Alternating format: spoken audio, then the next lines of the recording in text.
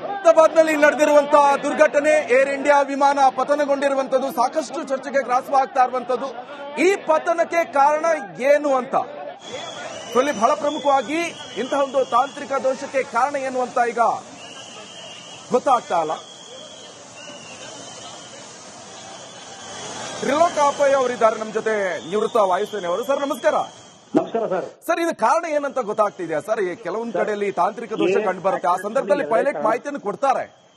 Sir, air accidents ಅಲ್ಲಿ first of all very sorry to that it has taken place. ಅದು ಆಗಬಾರ್ದಾಗಿತ್ತು, ಆಗಿದೆ.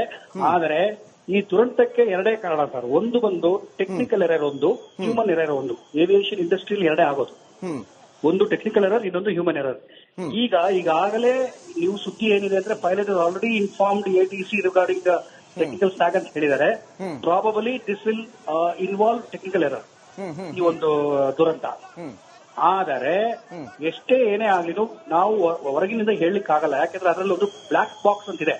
ಎಲ್ಲರೂ ಸಾಮಾನ್ಯವಾಗಿ ಕೇಳ್ಬಿಟ್ಟಿರ್ತಾರೆ ಬ್ಲಾಕ್ ಬಾಕ್ಸ್ ಅಂದ್ಬಿಟ್ಟು, ಅಲ್ವಾ?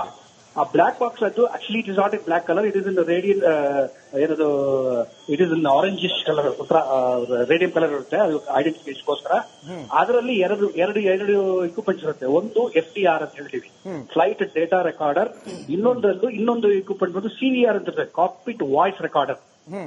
It depends upon the design of that box. ಆದ್ರೆ ಏನು ಅಂದ್ರೆ ನಾರ್ಮಲಿ ಏನಾಗುತ್ತೆ, half an hour of the conversation between the ATC and the pilot ಅದು ರೆಕಾರ್ಡ್ ಆಗಿರುತ್ತೆ ಕಾಕ್ಪಿಟ್ ವಾಯ್ಸ್ ರೆಕಾರ್ಡರ್ ಅಲ್ಲಿ.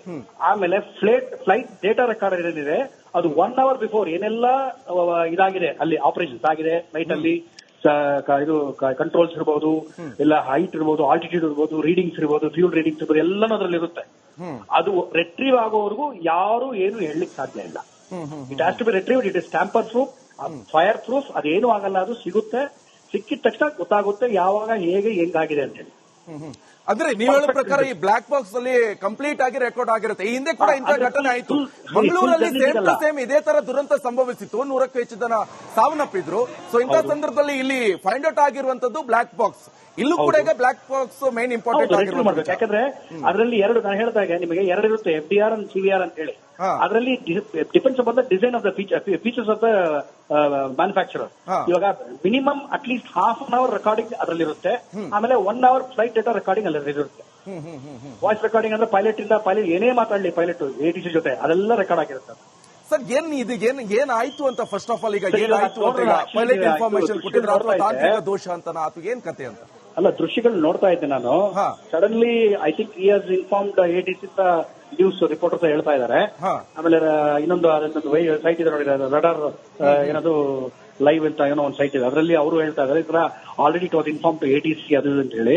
ಬಟ್ ದೃಶ್ಯಗಳು ಅಂದ್ರೆ ಕಣ್ಣಿಗೆ ಕಾಣುವಂತ ದೃಶ್ಯಗಳಿಂದ ನೋಡಿದ್ರೆ ಇಮಿಡಿಯೇಟ್ಲಿ ಫೈರ್ ಬ್ರೇಕ್ಔಟ್ ಆಗಿದೆ ಇಂಜಿನ್ ಲೆಫ್ಟ್ ಸೈಡ್ ಇಂದ. ದಟ್ ಈಸ್ ಪೋರ್ಟ್ ಸೈಡ್ ಅಂತೀವಿ ನಾವು ಅದನ್ನ, ಲೆಫ್ಟ್ ಗೆ. ಆ ಪೋರ್ಟ್ ಸೈಡ್ ಇಂಜಿನ್ ಇಂದ ಫೈರ್ ಬ್ರೇಕ್ ಆಗಿದೆ. So probably it is pertaining to engine side. Sir, ಈಗ ಸಾಮಾನ್ಯವಾಗಿ ಈಗ ಒಂದು ಸಂಗತಿ ಗೊತ್ತಿರುವಂತದ್ದು, ಇನ್ ಕೇಸ್ ಏನಾದ್ರೂ ಎಮರ್ಜೆನ್ಸಿ ಆದಂತ ಸಂದರ್ಭದಲ್ಲಿ ಪ್ರಯಾಣಿಕರನ್ನ ಉಳಿಸುವಂತ ಒಂದು ನಿಟ್ಟಿನಲ್ಲಿ ಸಾಕಷ್ಟು ಸಲಕರಣೆಗಳು ಇರುತ್ತೆ ಅಂತ ಗೊತ್ತಾಗ್ತಾ ಇದೆ. 100% ನೋಡಿ, ಅದು ವರ್ಕ್ ಆಗಿಲ್ವಾ? ಇವಾಗ ಇನ್ಫಾರ್ಮ್ ಮಾಡಿರ್ತಾರೆ. ಫಾರ್ ಎಕ್ಸಾಂಪಲ್, ಇವಾಗ ನಾನು ಪೈಲಟ್, ನಾನು ಇನ್ಫಾರ್ಮ್ ಮಾಡ್ತಾ ಇದ್ದೀನಿ ಈ ತರ ನನಗೆ ಪ್ರಾಬ್ಲಮ್ ಬರ್ತಾ ಇದೆ, ಈ ತರ ತೋರಿಸ್ತಾ ಇದೆ ನನ್ನ ಇದು ಡೇಟಾ ಅಂತ ಹೇಳಿ. ಅವಾಗ ATC ಕನ್ಸರ್ನ್ ತಗೊಳ್ತಾರೆ. ಕನ್ಸರ್ನ್ ತಗೊಂಡು ATC will ask them to land immediately wherever it is feasible. ಎಲ್ಲಿ ಹತ್ತಿರ ಇರುತ್ತೆ ಅಲ್ಲಿ ಇಮಿಡಿಯೇಟ್ ಎಮರ್ಜೆನ್ಸಿ ಲ್ಯಾಂಡಿಂಗ್ ಕೊಡ್ತಾರೆ. ಹಾಗಾಗಿ ಬಹುಶಃ ಅವರು ಹೇಳಿರಬಹುದು ಇಮಿಡಿಯೇಟ್ ಆಗಿ ಲ್ಯಾಂಡಿಂಗ್ ಮಾಡಿ ಅಂತ ಹೇಳಿ.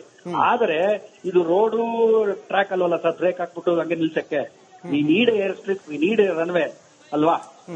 ಅದು ಹೆವಿ ಏರ್ಕ್ರಾಫ್ಟ್ಸ್ ಬೇರೆ. ರನ್ವೇ ಬರಲೇಬೇಕು. 1.5 hours, 1.5 kilometers ಓಡಲೇಬೇಕು, ಆವಾಗ ಆಲ್ಟೆಕ್ ಬರುತ್ತೆ. ಹಾಗಾಗಿ I think started what to say that descending and land ಆಗಕ್ಕೆ ಹೋಗ್ತಾ ಇರಬಹುದು. ಆ ಮಧ್ಯದಲ್ಲಿ ಈ ತರ ಒಂದು ಫೈರ್ ಬ್ರೇಕ್ಔಟ್ ಆದ್ರೆ ಯಾರಿಂದನೂ ಏನು ಮಾಡಕ್ಕಾಗಲ್ಲ sir. Otherwise we have as usual ನಮಗೆ ಪ್ಯಾರಾಚೂಟ್ಸ್ ಅಂದ್ರೆ ಅದಂತೂ ಇಲ್ಲ. ಏನು ಬೆಂಕಿ ಹಚ್ಕೊಳ್ತಾ ಇದ್ರೆ ಹೇಗಾದ್ರೂ ಮಾಡ್ಬಿಡ್ಬೋದು ಸರ್. ಬೆಂಕಿ ಹಚ್ಕೊಂಡ್ರೆ ಪ್ರಾಬ್ಲಮ್.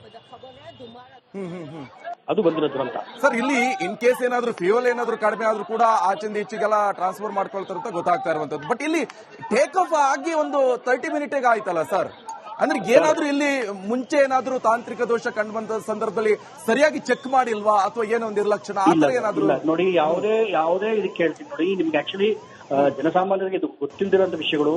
ಪ್ರತಿ ಏರ್ಕ್ರಾಫ್ಟ್ ಟೇಕ್ ಆಫ್ ಆಗ್ಬೇಕಾದ್ರೆ ಪ್ರತಿಯೊಂದು ಸರ್ವಿಸಿಂಗ್ ಇದೆ, ಪ್ರತಿಯೊಂದು ಟ್ರೇಡ್ಸ್ ಇಂದ ಸರ್ವಿಸ್ ಮಾಡ್ತಾರೆ, ಪ್ರತಿಯೊಂದೂ ಎವ್ರಿಥಿಂಗ್ ನಮ್ಗೆ ಲಾಗ್ ಬುಕ್ ಅಂತಿದೆ, ಲಾಗ್ ಬುಕ್ ಅನ್ನು ಸೈನ್ ಮಾಡಿನೇ ಟೇಕ್ ಆಫ್ ಆಗೋದು.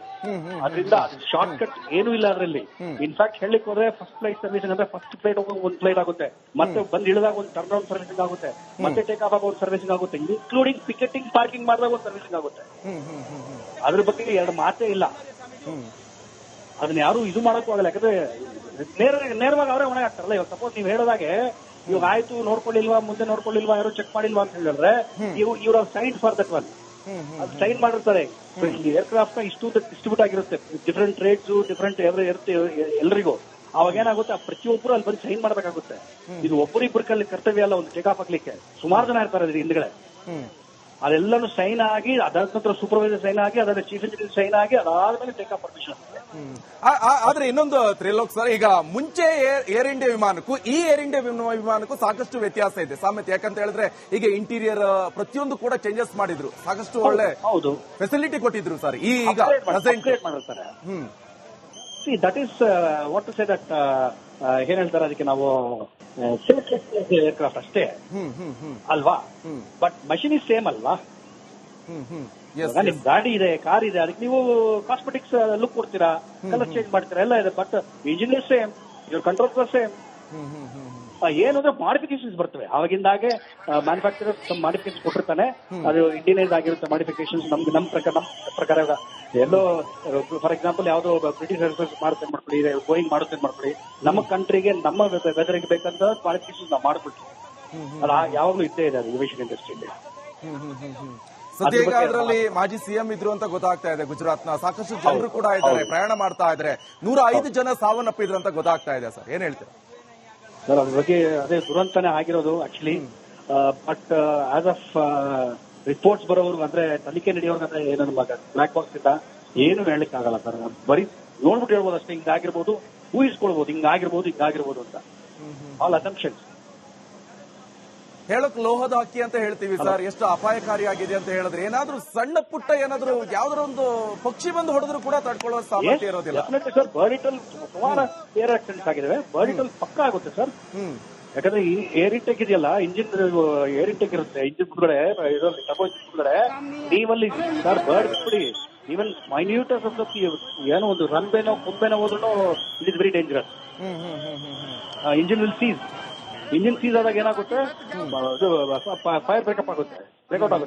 ಅಂಡ್ ಇಂಜಿನ್ ಹಿಂದ್ಗಡೆನೆ ನಿಮಗೆ ಫ್ಯೂಲ್ ಟ್ಯಾಂಕ್ಸ್ ಇರುತ್ತೆ, ಅಂದ್ರೆ ಈ ರೆಕ್ಕೆಗಳಲ್ಲಿ, ಅಂದ್ರೆ ನಮ್ಮ ವಿಂಗ್ಸ್ ಅಲ್ಲಿ.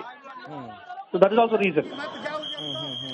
ಅಂದ್ರೆ ಇಲ್ಲಿ ಈಗ ಕೊನೆಯದಾಗಿ ಈಗ ಬ್ಲಾಕ್ ಬಾಕ್ಸ್ ಎನ್ನುವಂಥದ್ದು ಬಹಳ ಇಂಪಾರ್ಟೆಂಟ್ ವಿಚಾರ, ಪ್ರತಿಯೊಂದು ಕೂಡ ಅದರಲ್ಲಿ ರೆಕಾರ್ಡ್ ಆಗಿರುತ್ತೆ. Definitely sir. Okay, thank you Trilok sir. Republic ಅವರ ಜೊತೆ ಮಾತನಾಡೋಕೆ ಬಹಳ ಇಂಪಾರ್ಟೆಂಟ್ ಮಾಹಿತಿಗಳನ್ನ ಹಂಚಿಕೊಂಡಿದ್ರು ತ್ರಿಲೋಕ್ ಅವರು ರಿಪಬ್ಲಿಕ್ ಅವರ ಜೊತೆ. ಯಾಕಂತ ಹೇಳಿದ್ರೆ ಇಲ್ಲಿ ಗೊಂದಲ ಇರುವಂತದ್ದು, ಏನಾಯ್ತು, ತಾಂತ್ರಿಕ ದೋಷನ ಅಥವಾ ಇನ್ನೇನಾಯ್ತಾ ಎನ್ನುವಂತ ಸಮಸ್ಯೆಗಳು ಕೂಡ ಇಲ್ಲಿ ಗೊಂದಲ ಇರುವಂತದ್ದು.